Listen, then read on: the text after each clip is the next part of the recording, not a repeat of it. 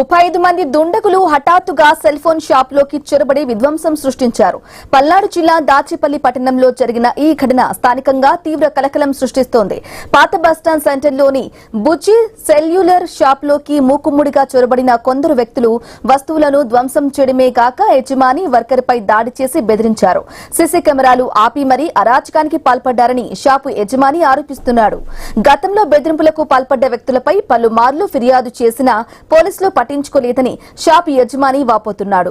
ఈ ఘటనపై police control room కు కాల్ చేసి కంప్లైంట్ ఇచ్చినట్లు బుజ్జి షాపు యజమాని వెల్లడించారు.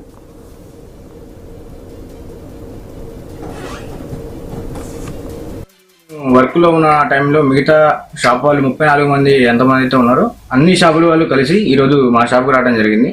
రావడంతోనే మేము వర్క్ చేసుకునే మిషన్లు అన్ని ఆఫ్ చేయడం జరిగింది. నేను ఎవరు ఆపాలని అడిగాను.